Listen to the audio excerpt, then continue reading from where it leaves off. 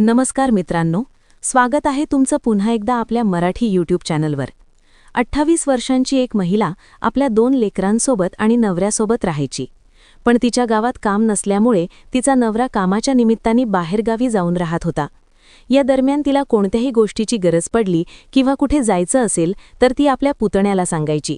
तिचा पुतण्या फक्त 19 वर्षांचा होता आणि ती महिला 28 वर्षांची। या दरम्यान या दोघांचे अनैतिक संबंध प्रस्थापित झाले आणि हे संबंध पुढे शारीरिक संबंधांपर्यंत पोहोचले। तो मुलगा देखील कामाच्या निमित्ताने बाहेरगावी गेला। आता ती महिला परत एकटी झाली होती।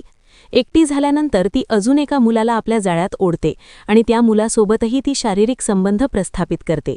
तिची शारीरिक संबंध बनवायची ही सवय तिला कोणत्या काठाला घेऊन जाणार आहे याबद्दल तिने कधी विचारही केला नव्हता। त्या महिलेसोबत जे काही घडलं ते फारच भयंकर होतं। या घटनेने तुम्हीही हैराण होणार आहात। ही घटना नात्याला काळीमा फासणारी आहे। नेमकं काय आहे संपूर्ण प्रकरण जाणून घेऊया, पण त्याआधी जर तुम्ही आपल्या या यूट्यूब चॅनलवर नवीन असाल तर सबस्क्राईब करा आणि हा व्हिडिओ शेवटपर्यंत नक्की बघा। तर घटना आहे राजस्थान राज्यातील जोधपूर जिल्ह्यातील पिपार या गावातील। या गावात 35 वर्षांचा रमेश आपल्या पत्नीसोबत मुलगा आणि मुलगीसोबत राहायचा। रमेशचं वय होतं 35 वर्ष। त्याच्या पत्नीचं नाव होतं सरिता। सरिता फक्त 28 वर्षांची होती। रमेशला 7 वर्षांची एक मुलगी आणि 4 वर्षांचा एक मुलगा होता। रमेश हा आधीपासून मेहनती व्यक्ती होता, पण गावात त्याला योग्य काम मिळत नव्हतं। त्यामुळे रमेश आणि त्याच्या गावातील इतर लोकही कामाच्या निमित्ताने बाहेरगावी किंवा बाहेर राज्यात जाऊन राहत होते।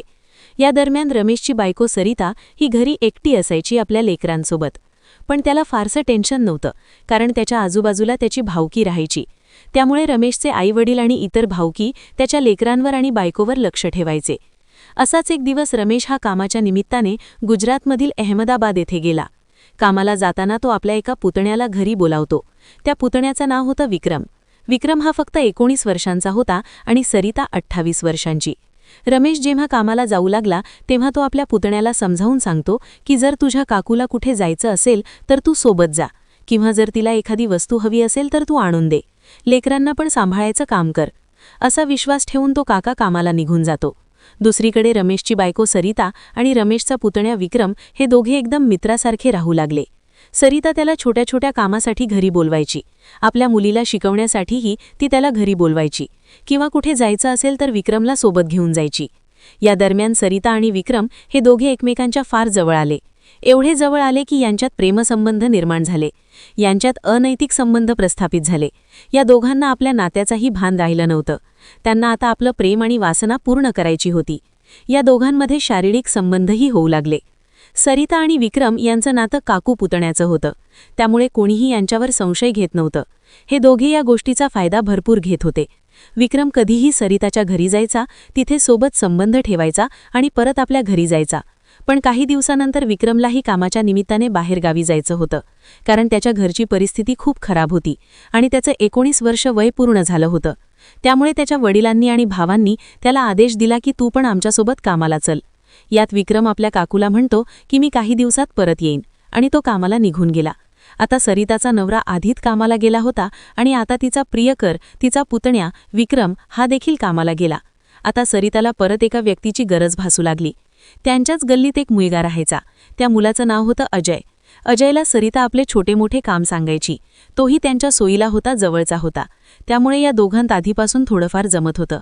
सरिताला आपल्या शारीरिक गरजा अजयकडून पूर्ण करायच्या होत्या आणि अजयला पण त्या महिलेवर आधीपासून प्रेम होतं।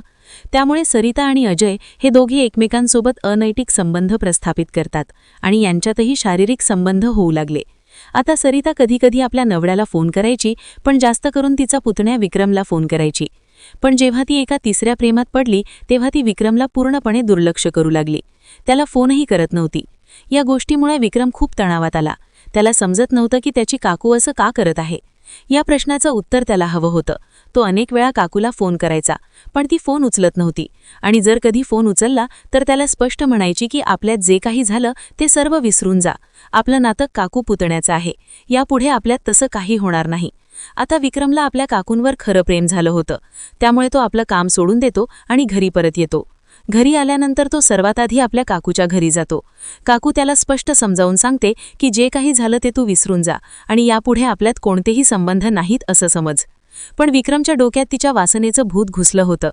त्याला काही करून सरितासोबत संबंध ठेवायचे होते. तो तिला धमक्या देऊ लागतो, ब्लॅकमेल करू लागतो, पण सरिता त्याला स्पष्ट नकार देते. त्याच रात्री जेव्हा विक्रम सरिताच्या घराबाहेर बसला होता, रात्री 11:30-12 वाजता विक्रमचाच एक मित्र अजय, ज्याच्यासोबत सरिताचे संबंध होते, तो तिच्या घरात दाखल होतो आणि काही वेळानंतर बाहेर येतो. हे सर्व पाहिल्यानंतर विक्रमचं डोकं खूप तापतं. त्याचवेळी तो सरळ सरिताच्या घरी जातो आणि तिला धमकी देतो की जर तू त्या मुलासोबत संबंध ठेवलेस तर मी तुझ्या नवऱ्याला सगळं सांगून देईन आणि यानंतर काय होईल हे तूच पाहून घे. यामुळे सरिताच्या डोक्यात टेन्शन येतं. दुसऱ्या दिवशी ती आपल्या प्रियकराला सगळं सांगते की अशा प्रकारे आपल्या या संबंधात एक मुलगा अडथळा आणत आहे. सरिताचा तिसरा प्रियकर हा देखील तिच्या वासनेच्या जाळ्यात अडकला होता, त्यामुळे तोही सरितासाठी काहीही करण्यासाठी तयार झाला. त्याच दिवशी सरिता आणि अजय हे दोघे विक्रमच्या हत्येचा कट रचतात. तारीख होती 20 मे 2025ची.